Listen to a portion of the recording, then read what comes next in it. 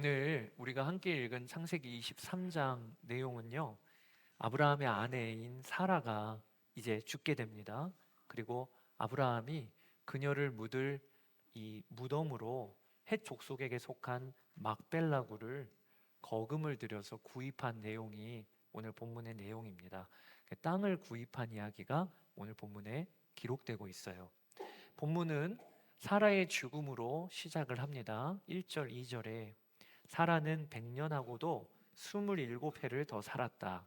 이것이 그가 누린 횟수이다. 그는 가나안 땅 기럇 아르바 곧 헤브론에서 눈을 감았다. 아브라함 부부가 가나안 땅에 들어와서 제일 오랫동안 거주했던 지역이 헤브론이에요. 이 헤브론은 그 지명 이름의 뜻이 연합, 동행, 친구 이런 뜻이 있다고 말씀을 드렸죠.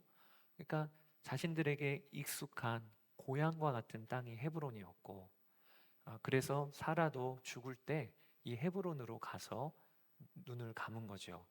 그때 그녀의 나이가 127세라고 오늘 나와 있습니다. 그러니 아브라함은 사라보다 10살이 많았으니까 나이가 137세였고요.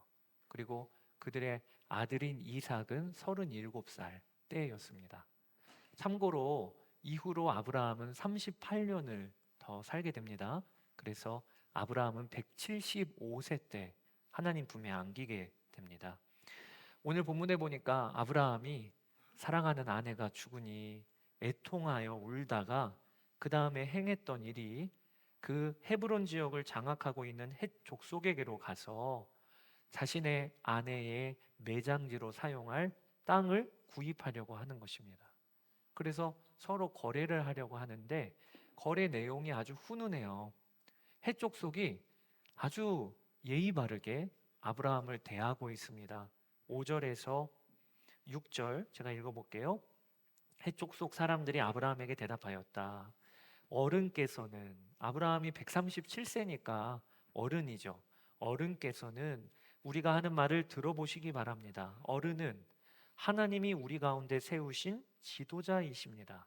우리의 묘지에서 가장 좋은 곳 골라서 고인을 모시기 바랍니다.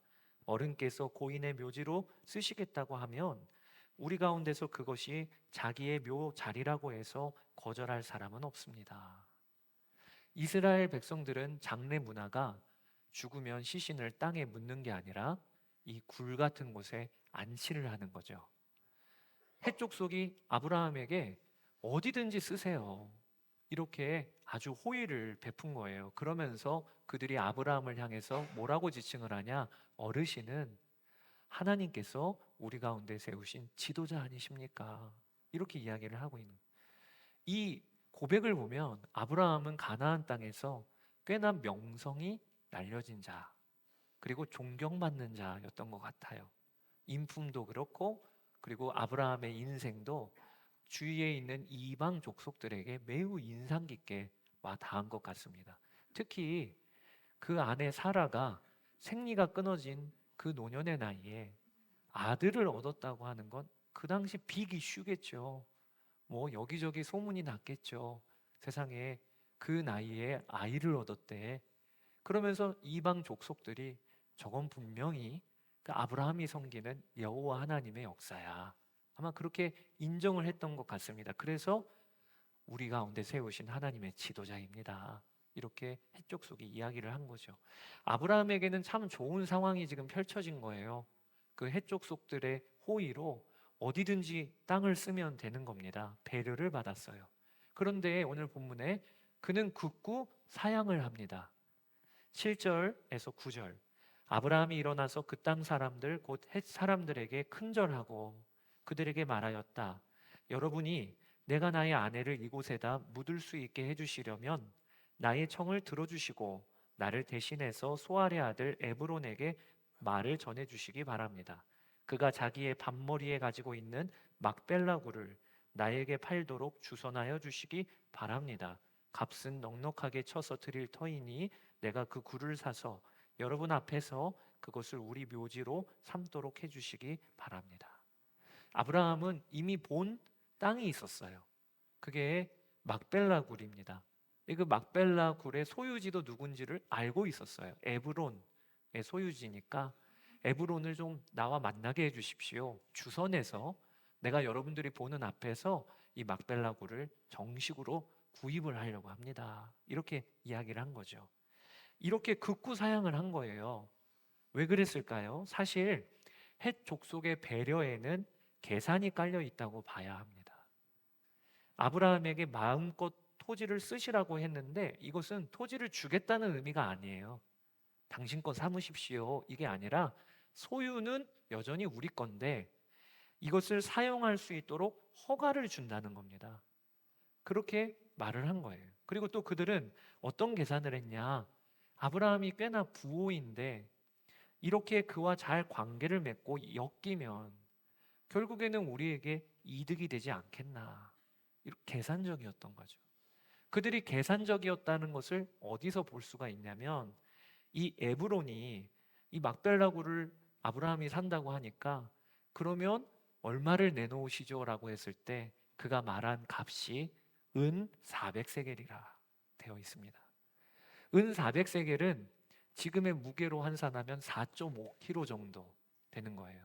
그리고 지금 어떤 돈으로 계산을 하면 약 1,300만 원 정도가 된다라고 합니다.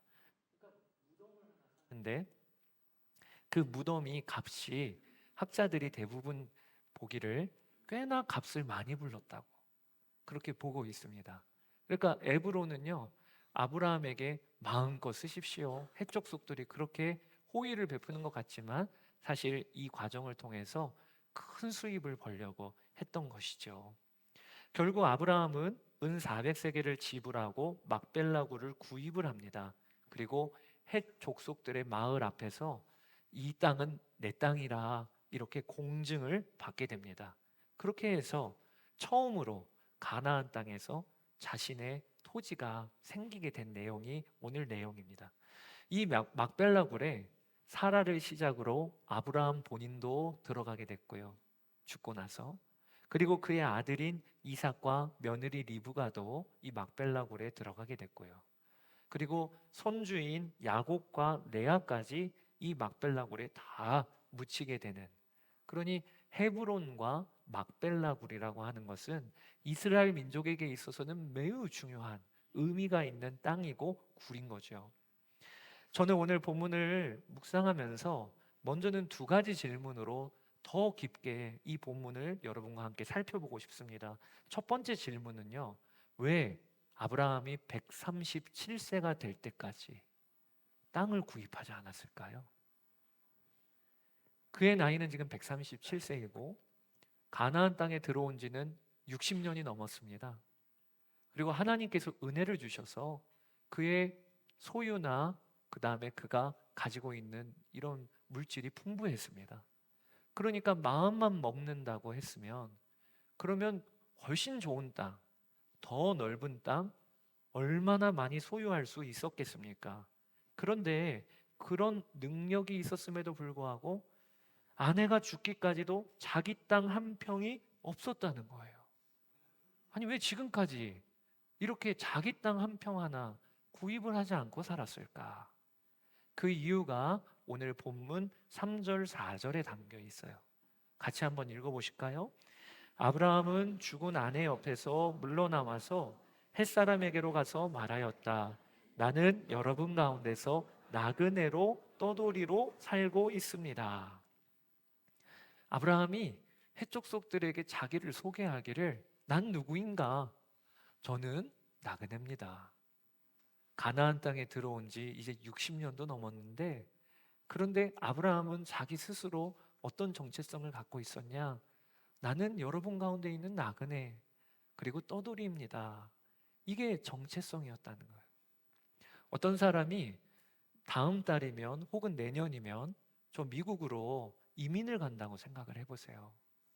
이제 곧 이민을 갈 건데 여기에서 땅 사고 집 사고 재산을 늘리고 할 필요가 없잖아요. 꼭 그와 같은 심정으로 아브라함이 가나안 땅에서 살았다는 거예요. 이걸 순례자라고 합니다. 이 땅에 발을 디디고 살지만 나는 이 땅에 속한 사람이 아니야 라고 하는 아브라함의 정체성이 있었기 때문에 그는 지금 137세가 될 때까지 땅을 구입하지 않았다는 거예요. 오늘 본문의 나그네로 번역된 히브리어 게르는 정처 없이 떠돌아다니는 방랑자를 말하는 건 아닙니다. 그것보다는 한 곳에 거주하고는 있어요. 그러나 임시 거주민이라는 뜻입니다. 그러니까 아브라함은요, 가나안 땅에서 발을 디디고 살아요. 거기에서 계획도 하고, 거기에서 자녀도 낳고, 집도 필요한 거고, 그리고 소유도 있어요. 그런데 아브라함의 마음에는 내가 이 땅에 발을 디디고 살지만 나는 이 땅에 속한 사람은 아니야 라는 마음이 있었던 거예요. 그래서 오늘 해족속이 이 땅 마음껏 쓰십시오 라고 할 때 사실은 해족속은 뭘 아브라함에게 제안을 한 것이냐면 우리와 하나 되자라고 제안한 거예요. 사실 이 땅 마음껏 쓰면서, 그리고 아내의 무덤도 있다고 하면 결국 아브라함이 해족속 안으로 들어와 해족속들과 교류하다가 결국에 해족속 되는 거죠. 그렇게 요구를 한 건데 아브라함은 그걸 거절한 거예요. 왜? 나는 해족속에 속한 사람이 아니야. 어디에 속한 거죠? 하나님께 속한 사람. 그것이 아브라함의 정체성이었기 때문에 오늘 이 137세가 될 때까지 땅을 구입하지 않았던 거죠. 자, 그러면 두 번째 질문입니다. 지금까지 그러면 땅을 안 구입했는데 왜 이제는 땅을 구입하는 걸까요? 순례자 신앙으로 땅 한 평 사지를 않았는데 그런데 왜 이번에는 땅을 구입을 한 걸까요? 그냥 해족속이 무덤으로 사용하세요 라고 할 때 그냥 사라의 매장지로 쓰면 되는 걸 굳이 은 400세겔이라는 거금을 들여서 그 땅을 내 것으로 삼는 그 이유는 뭘까요?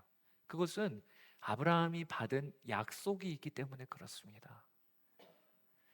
창세기 15장에 보면 하나님께서 아브라함과 소위 횃불 언약을 맺으세요. 횃불 언약이 뭐냐? 하나님이 아브라함에게 너의 자손이 하늘의 별들과 같이 많을 거야.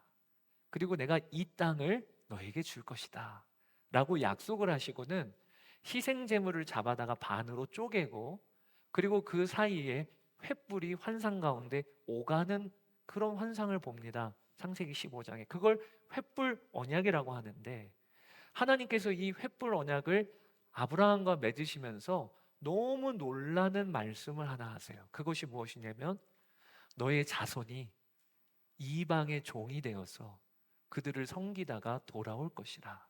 4대 만에 돌아올 것이라. 그게 창세기 15장 13절에서 16절이에요. 주님께서 아브라함에게 말씀하셨다. 너는 똑똑히 알고 있거라. 너의 자손이 다른 나라에서 나그네살이 하다가 마침내 종이 되어서 400년 동안 괴로움을 받을 것이다. 그러나 너의 자손을 종살이하게 한 그 나라를 내가 반드시 벌할 것이며 그 다음에 너의 자손이 재물을 많이 가지고 나올 것이다. 그러나 너는 오래오래 살다가 고이 잠들어 묻힐 것이다. 너의 자손은 4대째가 되어서야 이 땅으로 돌아올 것이다. 우리가 지난주에 아브라함이 모리아 산으로 올라가서 십자가 사건을 저 멀리서 바라보았던 것처럼 참 아브라함의 인생은 신비로워요. 하나님께서 아브라함의 자손들이 이집트, 애굽으로 내려갔다가 그곳에서 종살이하다가 다시 돌아올 것에까지도 하나님이 미리 알려주셨어요. 이 창세기 15장에 아브라함은 이걸 정말 믿었고 이 말씀을 붙들고 있었기 때문에 이번에 땅을 구입한 겁니다. 왜 땅을 구입했나? 우리 자손들이 나중에 애굽에서 어느 나라인지는 모르겠지만 종살이하다가 올라올 건데 그때 이 막벨라굴이 우리 자손들이 주장할 수 있는 우리의 땅이라고 그렇게 주장할 수 있도록 아브라함이 묻혀 있죠. 이삭이 묻힐 거지요. 그리고 야곱이 묻혀서 그들의 선조들이 묻힌 땅이니까 그 땅은 분명하게 해족속 앞에서 공증받은 거잖아요. 우리 땅이라고 구입한 땅이잖아요. 그것에 대하여 우리 자손들이 주장할 수 있도록 거기에 우리 땅이 있어. 거기에 우리가 돌아가야 될 땅이 있어 라고 하는 것을 준비하기 위하여 아브라함이 오늘 땅을 얻었다는 것입니다. 그러니까 오늘 본문은요, 그저 단순히 사라가 죽고 매장지 구입하려고 땅 산 이야기가 아니고, 첫 번째는 아브라함의 정체성이 어떤 자인지를 드러내고 있는 거예요. 나는 이 땅에 속한 사람이 아니야. 나는 하나님께 속한 사람이야. 이걸 드러내고 있는 것이고, 또 하나 드러내고 있는 것은 하나님의 약속을 믿는 자로 준비한 거예요. 이 땅을 하나님이 주신다고 하는 첫 걸음으로 막벨라 땅을 준비한 것이 바로 오늘 본문의 내용인 것입니다. 저는 오늘 본문을 보면서 땅 삽시다, 땅 구입합시다, 이게 적용할 일이 아니겠죠? 우리에게 하나님이 주시는 말씀이 있어요. 그게 무엇이냐? 아브라함처럼 정체성을 분명히 하라는 거예요. 우리의 소속이 어디인지를 우리가 분명히 하고 살아야 한다는 거예요. 그리고 어떤 결정을 하든지 단지 이 땅만 바라보고 결정하지 말고 하나님의 나라를 바라보고 하나님의 말씀을 의지하여 결정하라는 거예요. 그 일에 대하여 하나님이 오늘 우리에게 도전해 주신다고 싶습니다. 여러분, 아브라함의 소속은 어디였습니까? 가나안 땅 아니었고요, 하나님 나라였어요. 우리의 소속은 어디입니까? 이 한국이라고 하는 땅에 발 디디고 살지만 우리는 하나님 나라 백성이에요. 많은 성도들이 그것에 대하여 알긴 아는데, 그런데 실제 사는 삶은 이 땅이 전부인 것처럼 사는 분들이 많습니다. 오직 관심과 오직 마음에 두고 있는 것이 이 땅이 전부인 것처럼 사는 그런 분들이 많은 게 너무 안타까운 거예요. 제자훈련 교재에 실린 어느 한 권사님의 일화가 있습니다. 목사님께 찾아와서 권사님이 기도 요청을 하셨대요. 두 아들이 있는데 두 아들을 소개를 하면서 기도 요청을 하기를, 목사님, 저희 큰 아들은 믿음은 좋은데 하는 일마다 잘 풀리지를 않고 지금도 재정적으로 큰 어려움을 겪고 있어요. 반면에 둘째 아들은 하는 사업이 너무 잘 돼서 바빠서 교회를 못 나오네요. 이렇게 소개를 하면서 기도해 주세요라고 하면서 누구 기도 요청을 했을까요? 여러분, 누구 기도 요청해야 되는 겁니까? 첫째입니까? 둘째입니까? 둘째 아니겠어요? 너무 바빠서 예배도 못 드린다고 하니. 근데 권사님은 엉뚱하게 저희 첫째 위에 기도해 주세요. 첫째 위에. 믿음은 좋은데 하는 사업이 안 돼서 어려움을 겪고 있으니 물론 두 자녀를 위한 기도는 다 필요하겠죠. 그런데 이 권사님의 보는 눈이 너무 엉뚱하게 됐던 거예요. 마치 이 땅이 전부인 것처럼 믿음은 좋은데 어려움을 겪고 있다. 아, 진짜 큰일 났구나. 물론 풀어야 되겠죠. 그러나 진짜 더 큰일 난 사람은 사실 둘째죠. 사업이 너무 잘 되는데 예배는 못 드려요. 그러면 영이 죽고 있는 거예요. 영원한 하나님 나라가 점점 더 멀어지고 있는 거예요. 진짜 큰일 난 건 둘째가 큰일 난 거죠. 그런데 여러분, 우스개 같은 이야기지만 우리 그렇게 살고 있을 때가 없습니까? 마치 이 땅이 전부인 것처럼, 이 땅이 다 끝나면 끝나는 것처럼 그렇게 우리가 살고 있지는 않습니까? 많은 그리스도인들이 예수님을 믿고도 어떤 믿음의 역사를 잘 경험을 못해요. 그리고 믿음 생활이 흔들리고 어렵다고 말하세요. 여러 이유가 있겠지만 사실 오늘 말씀을 통하여 하나님이 우리에게 진단해 주시는 것은 다른 이유가 아니고요, 어느새 이 땅이 전부인 것처럼 살고 있기 때문에 그런 거예요. 미국의 남침내교 목사로 약 70년 이상 미국 전역을 순회하며 설교하셨던 벤스 헤브너 목사님이라는 분이 계세요. 근데 그 목사님이 하신 말씀 중에 참 유명한 문구가 있습니다. 여러분 한번 읽어보실까요? 당신이 그리스도인이라면 당신은 이 세상 시민으로 천국에 가려고 애쓰는 사람이 아니라 이미 하늘 시민으로서 이 세상을 지나가고 있는 사람입니다. 당신이 그리스도인이라면 우리는 어떤 사람들이냐? 이 세상 시민으로 천국 가려고 애쓰는 사람 아니라는 거예요. 여기에서 헷갈리시면 안 돼요. 우리의 소속은요, 이미 하늘 소속이 되었어요. 그래서 우리는 하늘 백성으로 이 땅을 통과하고 있는 사람들인 겁니다.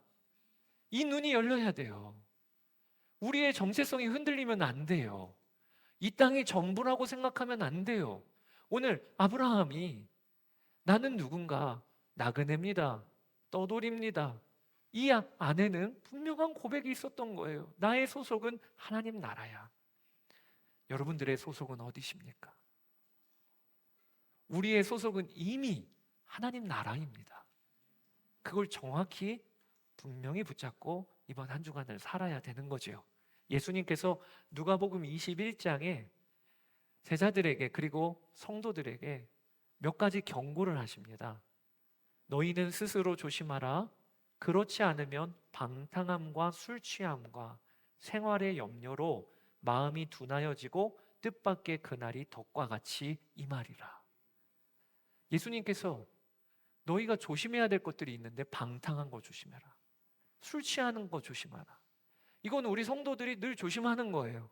방탕하게 살면 안 되지. 내가 그래도 집사인데. 술 취하면 안 되지. 내가 그래도 성도인데. 그런데 여러분, 생활의 염려는 어떠십니까? 세번역 성경으로 하면 세상살이 걱정이라고 되어 있어요. 세상살이 걱정으로 온통 마음에 어떻게 입나? 어떻게 사나? 어디에 땅을 사나? 어떻게 재산을 불리나? 이 걱정하다가 마음이 둔하여졌다. 예수님이 그 일에 대하여 우리에게 경고하시는 거예요.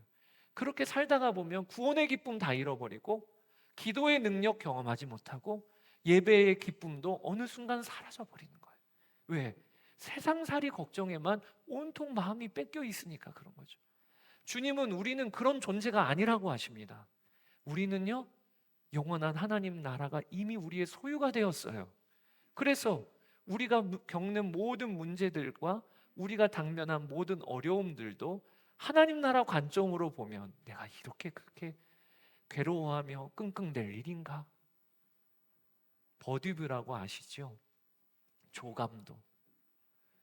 앞에서 보면 건물이 크지만 하늘에서 보면 저 잠실에 있는 롯데타워도 점 하나일 뿐인 거예요. 하나님 나라 관점으로 보면 내가 지난 한 주간 동안 끙끙 앓았던 그것이 뭐 그렇게 밤잠을 못 이룰 정도로 끙끙 앓았던 그런 문제였나? 눈이 열리게 되는 거죠. 이것이 다 내가 어디 소속인가 이것을 분명히 하는 것으로부터 시작되는 것입니다. 존 파이퍼 목사님이 패션 원데이 2000이라고 하는 집회에 강사로 서신 적이 있어요. 거기에서 약 4만 명의 대학생들이 모인 들판 집회인데, 야외 집회인데 아주 유명한 설교를 하셨습니다. 여러분들도 아마 유튜브를 통해서도 찾아보실 수가 있을 거예요. 저도 그 영상을 보고 참 인상 깊었어요. 목사님이 먼저는 얼마 전에 순교한 선교사님들 이야기를 하셨어요.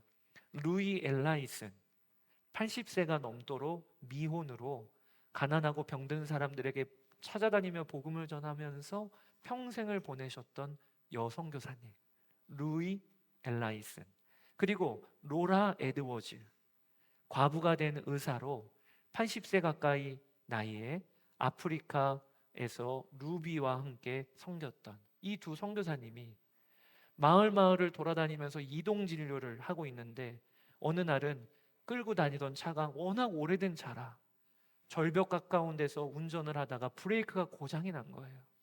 그래서 브레이크가 작동을 하지 않아 두 선교사님이 탄 차가 그대로 절벽으로 떨어지고 거기에서 현장에서 죽게 됩니다. 주님 품으로 가게 되셨어요. 이 소식을 4만 명에 있는 청년들에게 전하면서 목사님이 이렇게 질문하셨어요. 여러분, 이것이 비극입니까? 이게 비극입니까? 세상의 기준으로는 가엽다, 허무하다 할지 모르지만 이것은 비극이 아니라 영광입니다. 한평생을 예수 그리스도의 영광을 위해 가난한 자들을 위해 삶을 쏟아부은 두 선교사님의 삶과 죽음이기 때문입니다. 그러면서 정말 비극이 뭔지를 제가 알려드리겠습니다 하고 목사님이 리더스 다이제스트 잡지에서 나오는 글을 읽기 시작했어요. 밥과 페니 부부 이야기입니다. 이 부부는 50대 초반에 사업을 성공하고 일찍 은퇴하였습니다. 플로리다의 휴양 도시인 푼다 고르다로 이주해서 멋진 해안가에 자리를 잡았어요. 30피트 배를 타고 유람을 즐기고 소프트볼을 최근에는 즐기고 있습니다. 최근에는 새로운 취미가 이 부부에게 생겼어요. 그것이 해변을 거닐며 조개 껍질을 모으는 것입니다. 그러면서 그 리더스 다이제스트 잡지에서 얼마나 아름답고 행복한 노후인가, 이것을 존 파이퍼 목사님이 읽으면서 그 자리에 있는 청년들에게 여러분, 이게 비극입니다, 이렇게 이야기하셨어요. 마지막 때에 이 두 사람이 주님의 심판대 앞에 서서 주님, 이것 보세요. 제가 평생 모은 조개 껍질 컬렉션이에요. 이렇게 말하는 게 비극입니다. 그러면서 사랑하는 청년 여러분, 아메리칸 드림에 속지 마십시오. 진정한 행복이 무엇인지, 진정한 비극이 무엇인지 헷갈리면 안 됩니다.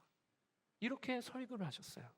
그러면서 자신의 아버지가 전도사이셨는데 집 부엌에 걸어 놓으셨던 아버지가 걸어 놓은 액자의 글귀를 소개하기를, 오직 한 번뿐인 인생 곧 지나가리라. 오직 그리스도를 위한 것만이 영원히 남으리라. 그러면서 존 파이퍼 목사님이 여러분들의 인생을 값싼 성공에 낭비하지 마십시오. 영원한 것을 위해, 그리스도의 영광을 위해 사십시오. 오늘 우리에게 주시는 말씀이에요. 여러분 중에는 열심히 살았는데 그런 생각 드신 적 없으십니까? 나 왜 살지? 힘들고 분주하게 무슨 성공은 이루었다고 했는데 마음에 바람이 훅 들어오듯이 왜 이렇게 공허하지? 이런 생각이 드신 적이 없으십니까? 왜 이런 일이 벌어질까요? 열심히 달려왔는데 어느 순간 나 왜 살지? 답을 모르겠고 방향을 잃어버린 것 같고, 다른 게 아니라 온통 이 세상이 전부인 것처럼 살아서 그래요. 이 세상은 아무리 화려해도 곧 사라집니다. 이 세상은 아무리 화려해도 이 자리에 있는 누구라도 할 것 없이 100년이 지나고 나면 우리 이름은 잊혀집니다. 하나님이 오늘 우리에게 말씀해 주고 계시는 거예요. 아브라함이 이 땅을 산 목적이 뭐냐? 하나님의 말씀을 붙들고 하나님의 말씀이 이루어질 걸 믿고 산 것처럼 영원한 것을 위해 투자하라는 거예요. 하나님의 말씀을 붙잡고 오늘 하루를 사시라는 거예요.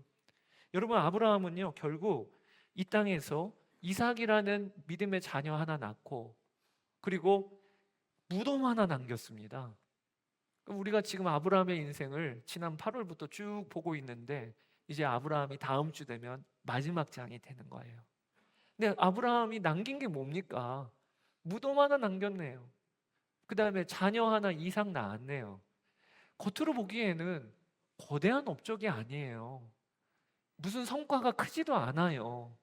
그런데 여러분, 아브라함이요, 그렇게 작은 것 하나, 무덤 하나 산 거, 자녀 하나 낳은 거지만 그가 하는 모든 행동과 모든 활동들이 하나님과 연결되기 때문에, 그러니까 4천년이 지난 지금도 우리는 아브라함 이야기를 하고 있는 것입니다.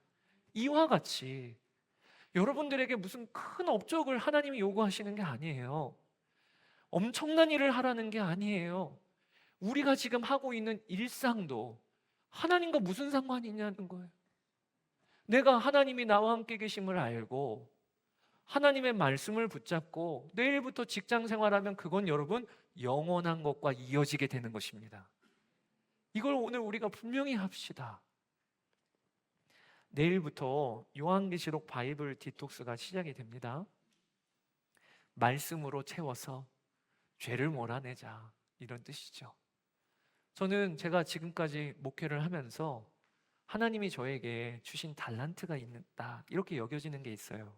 그게 무엇이냐면 하나님의 말씀을 가까이 하고 그 말씀을 성도들에게 가르치고 꾸준히 성도들에게 전하는 이 일에 대하여는 하나님이 저에게 달란트처럼 주신 것 같아요. 목회자들도요, 각각 달란트가 다릅니다. 얼마 전에 저희 예배자 학교 때 오셨던 김은창 목사님, 선한목자교회에 있을 때 예배사역, 찬양사역을 하셨는데요, 목사님은 진짜 찬양의 달란트가 있으세요. 저도 한동안은 찬양사역자 꿈을 꿨거든요. 그리고 제가 모교회에서는 대표 찬양 인도자였습니다. 이래봬도. 근데 제가 선한목자교회 갔는데 그 김은창 목사님이 기타를 들고 찬양을 하는데 그 날로 꿈 접었어요. 내가 어느 정도 발 디딜 틈이 없겠구나. 내가 부빌 언덕이 없겠구나. 이렇게 다 달란트가 좀 다른 것 같아요. 하나님이 저에게 다른 건 몰라도 제 마음에 사모하는 마음 중에 하나가 하나님의 말씀을 성도들에게 전하는 일. 늘 말씀을 한 장 한 장씩 읽으며 성도들에게 가르치는 일. 이 일에 있어서는 하나님이 저에게도 은혜를 주신 것 같아요. 그런데 이 일이 어디서부터 시작이 되었는가? 저는 지금도 기억합니다. 저의 마음과 생각에 저희 아버지가 성경을 그렇게 사모하며 읽으셨던 그 모습을 기억해요. 저희 아버지는 이 시멘트 포대자루를 화물 열차에다가 하루 종일 실는 일을 하셨습니다. 일명 노가다라고 하죠. 참 고된 일이었어요. 하루 종일 그 무거운 시멘트 자루를 적재하고 적재하는 일을 아버지가 하셨어요. 그러다 보니까 저희 아버지는 허리가 완전히 망가지셨어요. 디스크가 오고 그리고 허리가 늘 좋지 않으셔서 그래서 병가를 자주자주 내시기도 하셨습니다. 그런데 집에서 쉬시는 날이 되면 저희 아버지가 하는 건 딱 하나셨어요. 그게 무엇이냐면 허리가 아프다 보니까 이렇게 엎드려 눕습니다.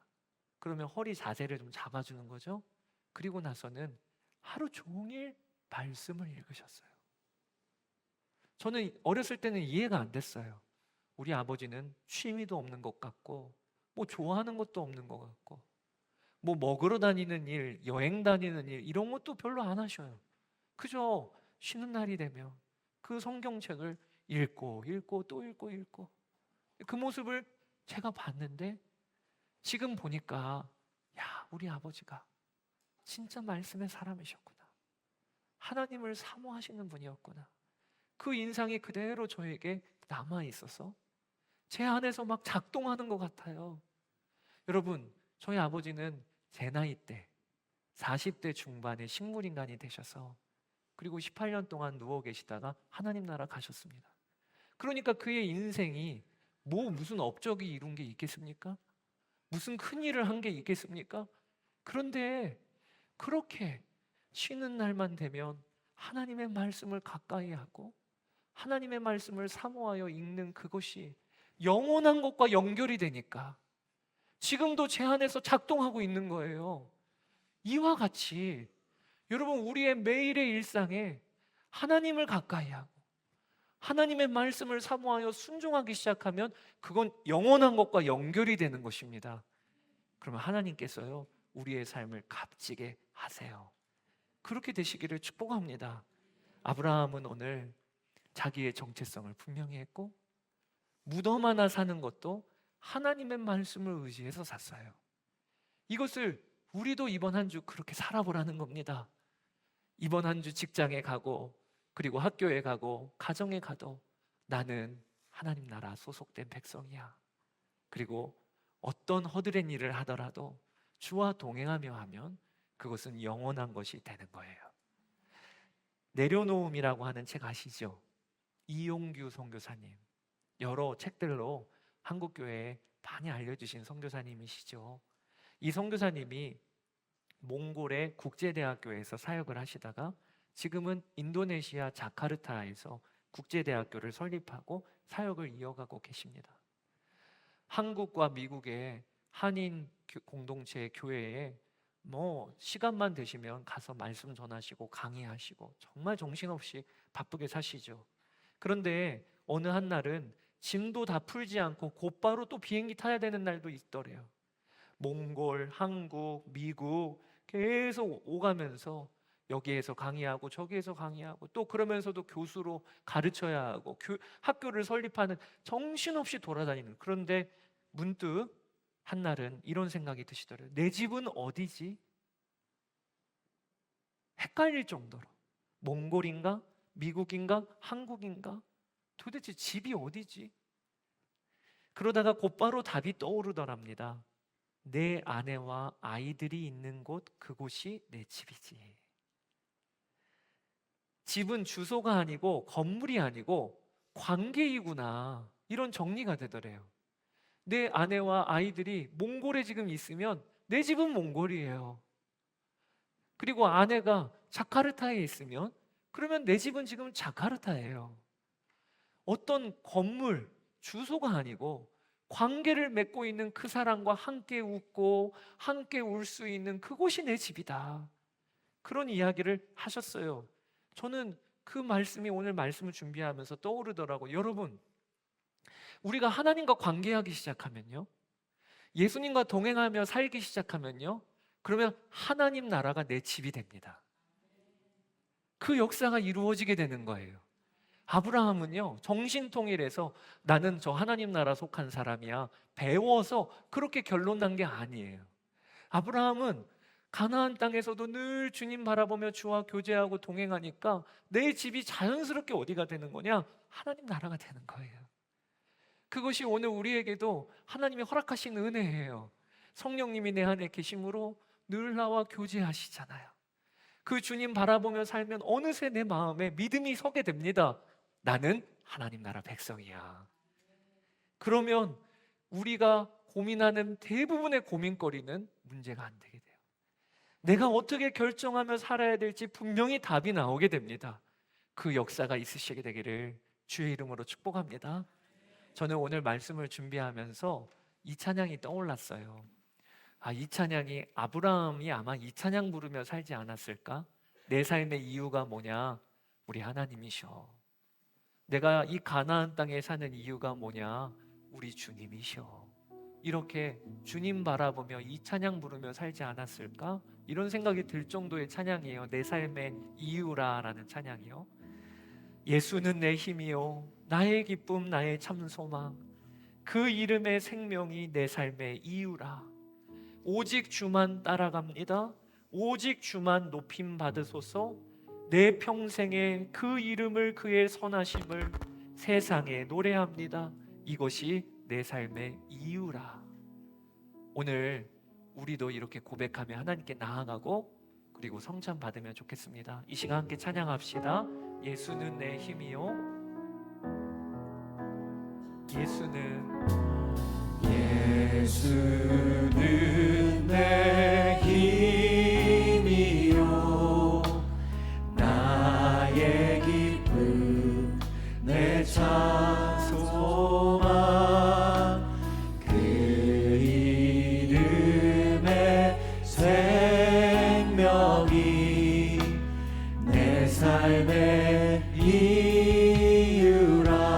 예수는 내 힘이요, 예수는 내 힘이요, 나의 기쁨, 내 참 소망, 그 이름의 생명이 내 삶의 이유라. 내가 사나 죽으나, 내가 사나 죽으나 그 이름을 위하여 내 모든 것 다 드리니 나를 받으소서. 오직 주만 따라갑니다. 오직 주만 따라갑니다. 오직 주만, 오직 높임 받으소서. 높임 받으소서. 내 평생,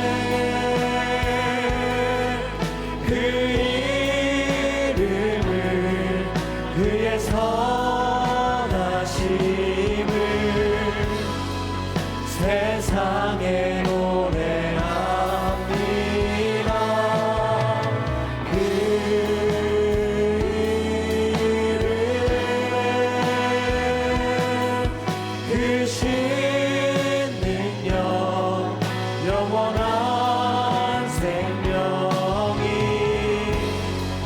내 삶의 이유라. 이 시간에 첫 번째로 기도할 때 여러분 중에 열심히 달려 살기는 하는데 문득 나 왜 살지? 열심히 이루고 업적은 쌓아놓았는데 마음이 공허한 이가 있다면 오늘 하나님께서 아브라함의 모습을 통해 우리에게 도전해 주세요. 너의 소속은 어디냐? 너의 소속은 어디냐? 여러분, 우리는 이미 하나님 나라 백성으로 이 땅을 통과하고 있는 자들입니다. 주님, 세상살이 염려에 마음이 둔하여지지 아니하게 하여 주소서. 하나님의 나라를 보는 눈이 우리 가운데 열리게 하여 주시옵소서. 우리 이 시간에 주의 이름 한번 부르고 기도하며 하나님께 나아가도록 하겠습니다. 주여,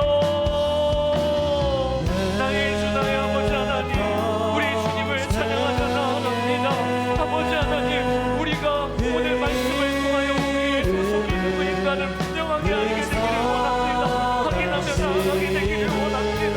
아버지 하나님, 이 땅에 내가 하나님 나라 백성으로 하나님 나라를 소속으로 사는데 아버지 하나님, 우리가 분명하게 여전히 이 땅의 전부인 줄 알고 살고 이 땅의 전부인 줄 알고 고민하고 괘씸하고 아버지 밤잠을 못 이루며 살았고 하나님이 이 일에 대하여 우리가 돌이키게 되기를 원합니다. 아버지 하나님, 나라를 보는 눈이 우리 가운데 열리게 하여 주소서. 하나님 나라가 아버지 우리 가운데 주어져 있음을 우리가 알게 되기를 원합니다. 이 땅의 전부인 것처럼 사는 삶에서 하나님 돌이켜 주님을 향하여 함께하여 주시고 이 땅의 아버지 전부인 것처럼 고민하며 살았던 삶에서 하나님 나라 눈을 보는 눈이 열리게 하여 주시기를 원합니다.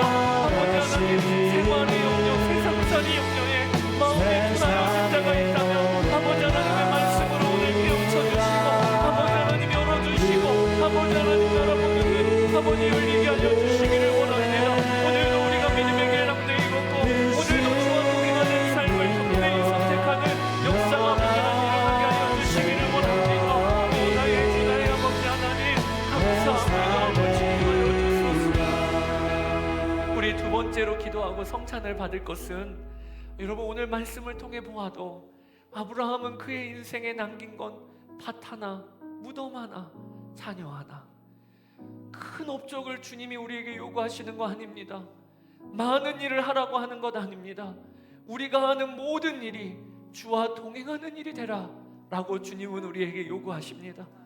그러면 우리 손으로 하는 모든 수고는 헛된 수고가 아니라 하나님 나라와 연결되어지도록 주님은 우리를 초청하십니다. 이 시간 우리 결단합시다. 하나님, 제가 이번 한 주간 동안 일터에서도 우리의 가정에서도 학교에서도 내가 하는 모든 손으로 하는 수고가 헛되지 아니하게 하여 주시고 하나님 나라 영원한 것과 연결되어지게 하여 주소서. 주와 동행하며 주님의 말씀을 붙들며 사는 이번 한 주간의 삶이 되도록 우리 결단하며 나아가 성찬을 받도록 하겠습니다. 주의 이름 한번 부르고 기도하겠습니다. 주여, 아버지 하나님, 우리 주님을 찬양합니다. 아버지 하나님, 오늘도 하나님의 말씀을 지하여 저희가 아버지 하나님께 나아갑니다. 아버지 하나님, 우리가 하는 모든 수고가 헛된 수고가 되지 아니하게 하여 주소서. 하나님 나라 영원한 것과 연결되어진 우리 주 예수님과 동행하며 하나님의 말씀을 붙잡고 행하는 우리의 삶이 되게 하여 주시기를 원합니다. 나의 주 나의 아버지 하나님, 오늘도 예배 자리에 나온 우리에게 문 열어주소서. 아브라함이 믿음으로 밭을 산 것 하나와 같이 하나님 여러분이 하나님만 믿음으로 행하고 믿음으로 결정하고 아버지 믿음으로 발걸음을 내딛는 역사가 아버지 하나님 있게 하여 주소서. 나의 주 나의 아버지 하나님, 감사를 드립니다. 오늘도 예배하면서 주님으로 인하여 힘을 얻고 오늘도 주님으로 인하여 만족을 누리고 주님으로 인하여 방향을 정하며 나아가는 저희들 되게 하여 주소서. 오 나의 주, 우리 주님의 놀라우신 은혜를 찬양합니다. 아버지 하나님, 주와 함께하는 기대로 살게 하여 주소서. 가슴에 손을 얹고 기도합시다. 하나님, 어느새 방향을 잃어버리고 어느새 내 삶의 이유를 잃어버리고 살다가 오늘 예배의 자리에 왔습니다. 그렇게 표류하는 나라도 주님은 나를 붙들고 계시기 때문에 오늘 이 자리에 우리가 와 앉아 있습니다. 다시 한번 세상살이 염려로 우둔해졌던 내 마음을 주님께서 새롭게 하여 주십시오. 내가 이미 하나님 나라 속한 백성으로 이 땅을 통과하고 있는 순례자임을 눈여러 알게 하여 주십시오. 그래서 밤잠을 자지 못하고 고민했던 그 일이 그렇게 고민할 일인가? 그렇게 무너졌어야 할 일인가? 오늘 주님의 관점으로 다시 보게 하여 주시고, 아버지, 우리의 방향을 다시 정합니다. 아브라함이 가나안 땅에서 땅 하나 남겨놨어도 그것이 영원한 하나님의 말씀에 순종하는 일이었기에 지금까지도 우리가 붙들 말씀이 되었던 것처럼, 아버지, 이번 한 주간 우리의 모든 삶이 하나님과 동행하는 삶, 말씀을 붙들고 행하는 삶이 되게 하셔서 우리가 손으로 하는 모든 수고가 헛되지 아니하고 영원한 것이 되게 하여 주옵소서. 오늘 저희가 성찬을 받으며 다시 한번 나는 예수 생명으로 사는 자임을 확인합니다. 주 예수님과 한 몸이 되었음을 선언합니다. 말 한마디 행동 하나 주님 앞에서 행하여 이번 한 주간을 살게 하시고 예수님의 생명이 나를 통하여 흘러가게 하여 주옵소서. 감사드리며 예수님의 이름으로 기도드렸습니다. 아멘.